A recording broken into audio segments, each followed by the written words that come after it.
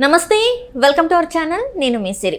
యార్లగడ్డకైతే BJP shock ఇచ్చింది. దీంతో పంచాయతీ అయితే ఇప్పుడు బాబు దగ్గర ఉంది. సో ఈ అంశాన్ని మనకు వివరించడానికి మనతో పాటు ఉన్నారు ప్రముఖ సీనియర్ జర్నలిస్ట్ దుర్గా కుమార్ గారు. నమస్కారం సార్. నమస్తే సిరి, మన వీక్షకులు కూడా నమస్కారం సార్. ఇప్పుడు చూస్తుంటే అంటే కూటమిలో కుంపటి అంటే ఒక ఏమంటారు గొడవలు స్టార్ట్ అయినాయేమో అనిపిస్తుంది. ఎందుకంటే బీజేపీ నేత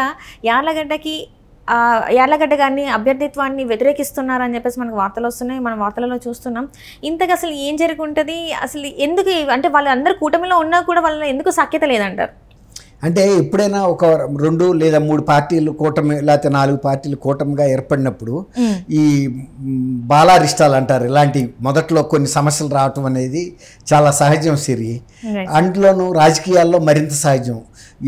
ఇద్దరు నాయకుల మధ్య సరైన సంబంధాలు ఉండవు, సరైన స్నేహభావమైన పరిస్థితి ఉండదు. అందులో వీళ్ళు డిఫరెంట్ పార్టీలకు చెందిన వ్యక్తులు. అసలు యార్లగడ్డ వెంకట్రావు గారే వైఎస్ఆర్సీపీ నుంచి తెలుగుదేశంలోకి వచ్చాడు. అక్కడ పార్టీ టికెట్ ఇవ్వలేదని. అసలు అక్కడ తెలుగుదేశంలో ఎన్నికైన వల్లభనేని వంశీ ఆయన వైఎస్ఆర్సీపీలో చేరారు. ఒక రకంగా ఏంటి, అప్పుడు అంతకుముందు నుంచి వైఎస్ఆర్సీపీలో వెంకట్రావు గారు కంటిన్యూ అవుతున్నాడు. అసలు ఆయన వైఎస్ఆర్సీపీ నిజమైన అభ్యర్థి. ఆయన వంశీ మీద వైఎస్ఆర్సీపీ తరఫున పోటీ చేసి ఓడిపోయారు.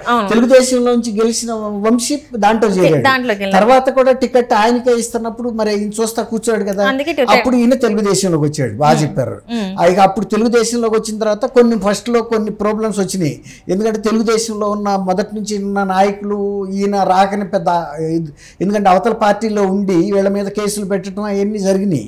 దాంతో పెద్ద వెల్కమ్ ఏం దొరకలే ఆయనకి. కానీ చంద్రబాబు నాయుడు గారు కాదు, మనకి ఫ్యూచర్లో ఉపయోగపడతాడు, ఇప్పుడు మనం ఎట్లాగూ ఇతను ఆల్రెడీ అవతల పార్టీ నుంచి వస్తున్నాడు కాబట్టి కొంతమందిని చీల్చుకుని వస్తాడు, రెండోది ఇతనికి మంచి పేరు ఉంది కదా, మనం చేర్చుకుని మనం కూడా మద్దతు ఇద్దామనే ఉద్దేశం మీద చేర్చి ఇష్యూస్ అన్ని సార్ట్అవుట్ చేశారు. అదేమైందంటే గన్నవరం నియోజకవర్గం, ఇది విజయవాడ పక్కనే ఎయిర్పోర్ట్ ఉండేది కూడా గన్నవరం, విజయవాడ ఎయిర్పోర్ట్ అట్లా అనమాట. అయితే ఆ నియోజకవర్గంలో ఇప్పుడు తెలుగుదేశంకి టికెట్ పొత్తులో కేటాయించారు. తెలుగుదేశం అభ్యర్థి సహజంగానే యార్లగడ్డ వెంకట్రావుని ఇచ్చారు. అయితే యార్లగడ్డ వెంకట్రావు గారిని బీజేపీ వాళ్ళు ఎందుకు వ్యతిరేకిస్తున్నారంటే ఈయన పొత్తు ధర్మాన్ని పాటించి మాకు తగినంత ప్రాధాన్యత ఇవ్వలేదు, గౌరవం ఇవ్వలేదు, గుర్తింపు ఇవ్వలేదు, మాతో సరిగ్గా సహకరించడం లేదనేది బీజేపీ వాళ్ళ అభియోగం, ఫిర్యాదు అయ్యి ఉండొచ్చు. కొంత ఏంటంటే వాళ్ళకి ఆ టికెట్ రాలేదనే కొంత బాధ కూడా ఉంటుంది వాళ్ళకి లోపల. అందువల్ల కొంచెం అటువంటి కంప్లైంట్ కూడా వాళ్ళు రేజ్ చేశారు. అదేం లేదు, మేము అందరినీ కలుపుకెళ్తున్నాం అని వీళ్ళు చెబుతున్నారు. ఇప్పుడు వీళ్ళు ఏమంటారంటే, దీంతో అతను ఏం చేశాడు, శ్రీనివాసరావు అనే బీజేపీ నేత తను రెబెల్ క్యాండిడేట్గా బీజేపీ పార్టీ నుంచి వేసాడు. అసలు పొత్తు ధర్మం ప్రకారం వేయకూడదు కదా, అది తెలుగుదేశంకి సీట్ ఇచ్చినప్పుడు తెలుగుదేశానికి మద్దతు ఇవ్వాలి. మిగిలిన సాట బీజేపీ వాళ్ళకి సీట్ ఏదైతే కేటాయించారో అక్కడ తెలుగుదేశం మద్దతు, తెలుగుదేశం కార్యకర్తలంతా బీజేపీకి మద్దతు ఇస్తున్నారు. మరి ఇక్కడ తెలుగుదేశానికి వాళ్ళు మద్దతు ఇవ్వకుండా వాళ్ళు మాతో సరిగ్గా పొత్తు ధర్మం పాటించట్లేదు కాబట్టి మేము రెబెల్గా పోటీ చేస్తున్నాము అని వాళ్ళ చర్యను వాళ్ళు సమర్థించుకుంటున్నారు. ఎంత సమర్థించుకున్నా సహజంగా ఇప్పుడు తెలుగుదేశంకి నష్టం జరుగుతుంది కదా, ఇది ప్రజల్లోకి వెళ్ళటం మంచి పద్ధతి కాదు, వాళ్ళు ఉపసంహరించుకోవాలని తెలుగుదేశం కార్యకర్తలు నాయకులు కోరుతున్నారు. సరే, వాళ్ళల్లో వాళ్ళు కొంతవరకు పరిష్కరించుకోవడానికి ప్రయత్నించినా కూడా అది అంత ఒక దీనికి రాలేదు, ఒక పరిష్కార మార్గానికి. అప్పుడు ఈ ఇష్యూని చంద్రబాబు నాయుడు గారి దగ్గరికి తీసుకెళ్లారు. ఇట్లా బీజేపీ శ్రీనివాసరావు అని ఒక ఆయన రెబెల్గా వేసాడు, మళ్ళీ మనం సహకరించట్లేదు అన్నాడు, మా వైపు నుంచి తప్పు జరగలేదు, మేము వాళ్ళకి ఇవ్వాల్సిన గౌరవం అంటే ఎట్లా ఉంటుందంటే, ఆ నామినేషన్ వేసే రోజు సపోజ్ వీళ్ళు కూడా పిలవాలి అని అంటారు కదా, అందరం వెళ్ళి సమైక్యంగా వెళ్తే ఐక్యత బాగుందని జనంలో కూడా మంచి మెసేజ్ వెళ్తుంది. అట్లా వాళ్ళని పిలవలేదనో పిలిచినా కూడా ఇంకేదో చేయలేదనో కొన్ని ఫిర్యాదులు చేస్తారు ఎవరైనా. అట్లాంటి కొన్ని చిన్న చిన్న ఇష్యూస్ వాళ్ళిద్దరి మధ్యలో ఉన్నట్టున్నాయి వ్యక్తిగతంగా, పార్టీ పరంగా కూడా ఉండొచ్చు. ఇప్పుడు చంద్రబాబు నాయుడు గారి దగ్గరికి వెళ్ళింది పురంధరేశ్వరి గారికి కూడా బీజేపీ అధ్యక్షురాలు ఆమె కాబట్టి ఆమెకు కూడా ఫిర్యాదు చేశారు.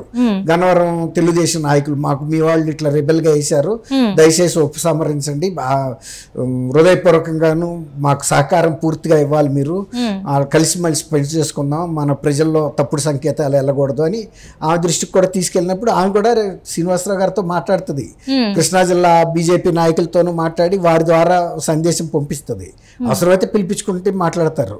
చంద్రబాబు నాయుడు గారు కూడా ఇప్పుడు పురంధరేశ్వర్ గారి ద్వారానో ఇంకొకరి ద్వారానో ఈ సమస్యను మీ పార్టీ ద్వారా పరిష్కరించే ప్రయత్నం చేస్తారు.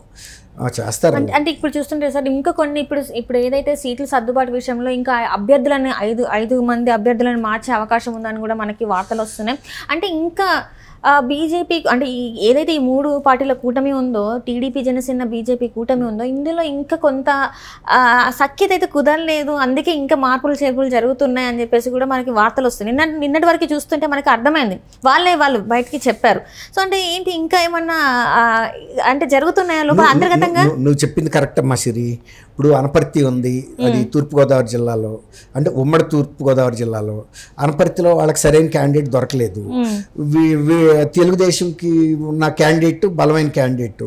ఇప్పుడు ఆయన్నే బీజేపీలో జారమన్నారు, ముందు జారమని అన్నాడు, ఇప్పుడు బీజేపీలో జారమనండి అని తెలుగుదేశం కూడా బీజేపీలో జారమని ప్రోత్సహించింది. అక్కడి నుంచి బీజేపీకి ఇచ్చాం కాబట్టి ఆ టికెట్ మీద కంటెస్ట్ చేయమన్నారు.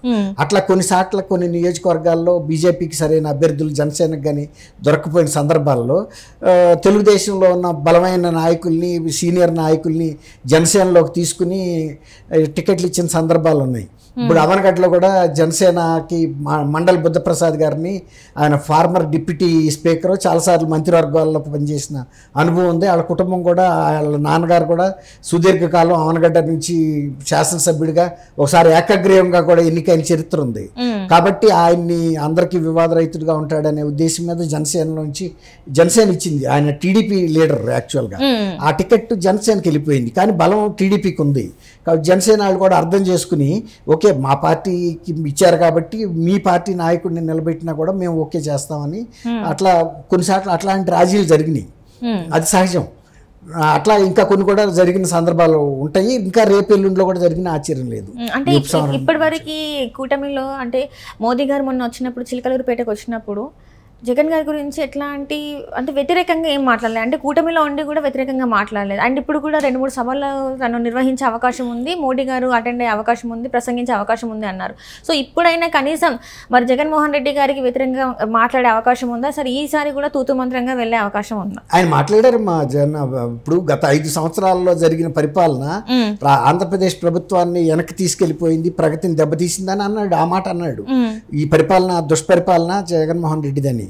కానీ ఆంధ్రప్రదేశ్ ప్రజల పట్ల, ఆంధ్రప్రదేశ్ ప్రయోజనాల పట్ల, ఆంధ్రప్రదేశ్ అభివృద్ధి పట్ల, ఆంధ్రప్రదేశ్ పురోభివృద్ధికి అహరహం కృషి చేస్తాం చంద్రబాబు నాయుడు గారని కూడా సర్టిఫికేట్ ఇచ్చాడు. అందువల్ల చంద్రబాబు నాయుడు గారితోనే మేము కూటమి ఏర్పాటు చేశాము, చంద్రబాబు నాయుడు గారి నాయకత్వాన్ని బలపరచాలి అని చెప్పాడు. అంటే ఎక్కువసేపు ఆయన మీద వ్యక్తిగత విమర్శలు చేయకపోవచ్చు ప్రధానమంత్రి కాబట్టి. ఆయన రాష్ట్రం తిరోగమనంలో ప్రయాణించిందనే మాట అది జగన్మోహన్ రెడ్డి గారి పరిపాలన మీద రిమార్కే కదా. తర్వాత ఎప్పుడు కంటిన్యూస్గా రాష్ట్ర ప్రగతిని కోరుకుంటున్న వ్యక్తి చంద్రబాబు నాయుడు గారు అన్నాడు.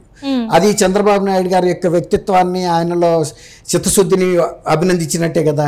ఆ రకంగా 2 విధాలా కూడా ఆయన చెప్పాడు, చెప్పలేదని కాదు. కాకపోతే ప్రధానమంత్రిగా ఉండి ఒక ప్రాంతీయ పార్టీ, ఒక చిన్న నాయకుడి మీద వ్యక్తిగతంగా ఎక్కువ, అంటే ఆయన వివేకానంద రెడ్డి గారి హత్య కేసు మీదో, లేకపోతే ఆయన మీద ఉన్న అవినీతి కేసులు, సిబిఐ, ఈడీ కేసులు ప్రస్తావించలా. చాలా మంది అలాంటివి ప్రస్తావించి దాన్ని మేము స్పీడప్ చేస్తాం విచారణ అని అంటారని అనుకున్నారు. అది మీరు అన్నట్టు ప్రస్తావించకపోవటం ఒక రకంగా చాలా మంది ప్రజల్లో, ఆంధ్రప్రదేశ్ ప్రజల్లో నిరుత్సాహం కలిగించిన మాట వాస్తవం. అంటే ఇక్కడ ఏమైందంటే సార్, చాలా మంది ఏమనుకుంటున్నారంటే తెర వెనక జగన్మోహన్ రెడ్డి గారికి, మోదీ గారికి సత్సంబంధాలు బాగున్నాయి, కానీ ఈ కూటమి అనేది కూడా జగన్మోహన్ రెడ్డి గారికి సపోర్ట్ చేసేలాగానే అనిపిస్తుంది, కానీ వీళ్ళ కోసం కాదు అన్నట్టు కూడా కొంత వార్తలు బయటకు వచ్చినాయి. మరి దీనికి మీరేమంటారు? అంటే అట్లాంటి అనుమానాలు కూడా కొంత ఉన్నాయమ్మా. రాజకీయ పార్టీల నాయకుల్ని ఎవరిని నమ్మలేము. ఒకళ్ళు ఒకటి చెప్తారు, ఒకటి జరుగుతుంది. కానీ ఇక్కడ ఈసారి రేపు రాబోయే మీటింగుల్లో మోడీ గారు ఇంకా కొంత స్పష్టతగా మాట్లాడే అవకాశం ఉంది. ఎందుకంటే మీరు అన్నట్టు ప్రజల్లో ఆ ఫీలింగ్, అభిప్రాయం వచ్చింది.